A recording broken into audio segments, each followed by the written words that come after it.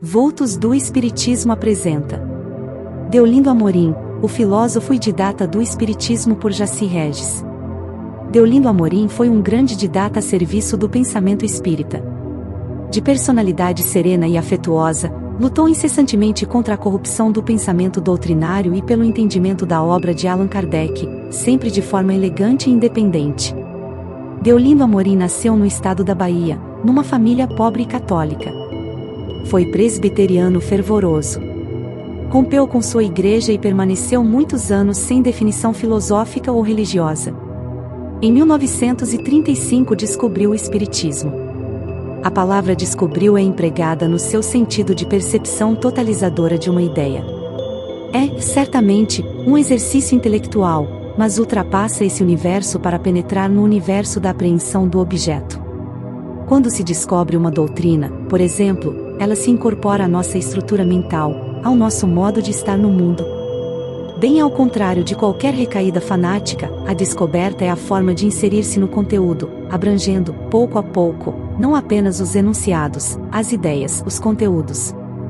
É mais, percebe-se os objetivos, divisa-se o rumo e a essência. Enquanto o adepto, o estudioso permanece na superfície ou na profundidade da ideia, o descobridor se integra, faz uma ligação definitiva com a doutrina. Foi o que aconteceu com Deolindo Amorim. Nascido a 23 de janeiro de 1908, Deolindo mudou-se para o Rio de Janeiro. Radicado na antiga capital do Brasil, tornou-se jornalista e, posteriormente funcionário público, tendo galgado elevada posição funcional no Ministério da Fazenda. Desde que descobriu a doutrina espírita, tornou-se, progressiva e determinadamente, no baluarte pela definição específica do que é o Espiritismo. Conheci pessoalmente Deolindo Amorim. Me se vista atencioso, ele teceu comentários elogiosos à minha obra Comportamento Espírita, na ocasião de seu lançamento. A dimensão de seu trabalho certamente não cabe nos limites destas notas. Sua figura simpática, serena, não significava, entretanto, fraqueza ou acomodação. Polemizou com companheiros de forma responsável e respeitosa. Prosseguiu seu caminho com coerência e dignidade. Manteve posições firmes, mesmo contra amigos e situações. Personalidade afetuosa, mostrou uma determinação e uma estrutura de pensamento ímpares. Foi, ao longo de sua vida, uma barreira positiva, definida, contra a corrupção do pensamento doutrinário. Lutou sem descanso pelo bom entendimento da obra de Allan Kardec. Creio que a figura ímpar de Deolindo pode ser definida como o didata por excelência, o professor eficaz do Espiritismo. O ativista. Deolindo não ficou na teoria. Além de escrever livros, editar jornais, representar periódicos e enviar artigos para muitos jornais e revistas, proferir conferências, tomou iniciativas que marcaram o movimento espírita brasileiro. Já em 1939 ele idealizou e promoveu o primeiro Congresso de Jornalistas e Escritores Espíritas, realizado na cidade do Rio de Janeiro. Foi uma reunião de intelectuais espíritas, semente de propostas posteriores. O momento era crucial, o espiritismo era perseguido pela igreja e pela polícia. A Segunda Grande Guerra estava iniciada. Esteve ao lado de Leopoldo Machado na promoção do primeiro Congresso de Mocidades e Juventudes Espíritas do Brasil e na criação do Conselho Consultivo de Mocidades Espíritas. Foi parceiro fiel de Aurino Souto, presidente da Liga Espírita do Brasil. Finalmente, fundou em 7 de dezembro de 1957 o Instituto de Cultura Espírita do Brasil, ICEB, instituição de grande influência no estudo e divulgação do Espiritismo, com sede no Rio de Janeiro e que dirigiu até sua desencarnação. Em defesa do Espiritismo. Um dos problemas mais emergentes relativos ao bom entendimento da doutrina espírita foi a constante tentativa de confundi-lo seja com a Umbanda, o Candomblé, com as religiões cristãs e doutrinas espiritualistas.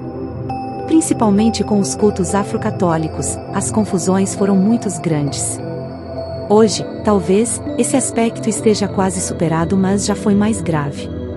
A própria Federação Espírita Brasileira, FEB, pretendeu fazer uma divisão absurda, chamar de espiritismo todas as práticas mediúnicas ou semelhantes e de doutrina espírita, a obra de Kardec.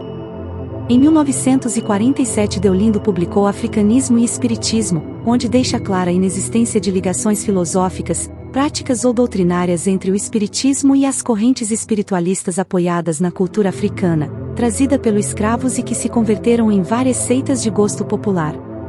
Determinado a explanar, didaticamente, as bases da doutrina de Allan Kardec, ele escreveu O Espiritismo e os Problemas Humanos, o Espiritismo à Luz da Crítica, em resposta a um padre que escrevera livro atacando a doutrina. Espiritismo e Criminologia, oriundo de uma conferência no Instituto de Criminologia da Universidade do Rio de Janeiro. Em 1958, lançou O Espiritismo e as Doutrinas Espiritualistas, onde não combate nenhuma corrente ou ideia espiritualista, como a teosofia, a Rosacruz, seitas de origem asiática ou africana. Ele simplesmente define, separa, identifica o que é o espiritismo, mostrando a sua independência filosófica, embora ressaltando eventuais coincidências de pontos filosóficos, devido à base espiritualista desses movimentos. O didata da doutrina. Deolindo não lançou teorias, nem propôs ideias revolucionárias de atualização ou desenvolvimento da doutrina. Esmerou-se e o fez com absoluto sucesso, em definir o conteúdo, a abrangência, o papel e o lugar do espiritismo na sociedade e nas doutrinas espiritualistas. Não se pense, todavia, que tenha sido ortodoxo e conservador. Nada disso. Foi uma mente aberta ao novo, entendeu perfeitamente o sentido evolucionista do espiritismo e recusou-se a aceitar as ideias conservadoras, retrógradas. Na introdução de O Espiritismo e as Doutrinas Espiritualistas ele diz: escrevemos este trabalho com o sincero propósito de concorrer, embora despretensiosamente, para que se esclareça cada vez mais a verdadeira posição do Espiritismo perante as doutrinas e os cultos espiritualistas. Todas as doutrinas, como todos os credos, sejam quais forem as suas origens, nos merecem o mais justo respeito. Devemos, porém, dizer claramente o que é e o que não é Espiritismo, para que não haja confusão nem tomem corpo interpretações duvidosas.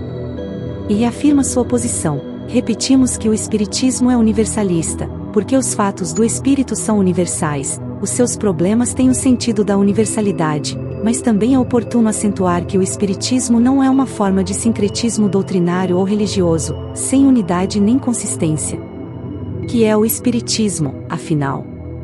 Vejamos o que nos diz Allan Kardec. O Espiritismo é, ao mesmo tempo, uma ciência de observação e uma doutrina filosófica.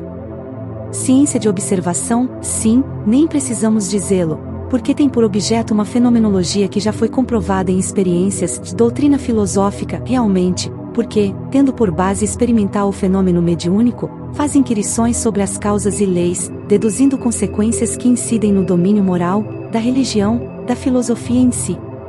Eis, em síntese, o que é o Espiritismo. Finalizando o excelente O Espiritismo e as Doutrinas Espiritualistas, afirma que, como doutrina essencialmente progressista, recebe os enriquecimentos das ciências, como acompanha os fenômenos sociais e culturais, sem perder, todavia, a sua integridade e as suas características.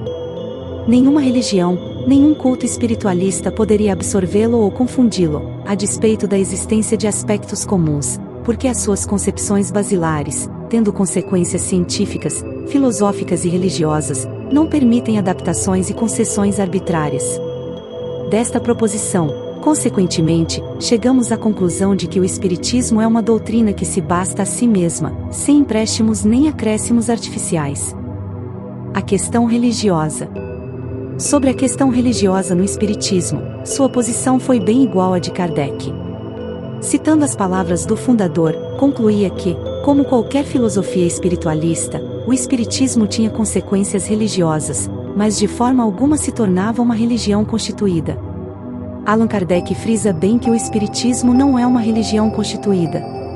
Não fora nos primeiros tempos, quando os seus delineamentos ainda estavam na fase de elaboração, nem o seria hoje, com a experiência histórica de mais de um século, quando a doutrina já está definitivamente consolidada.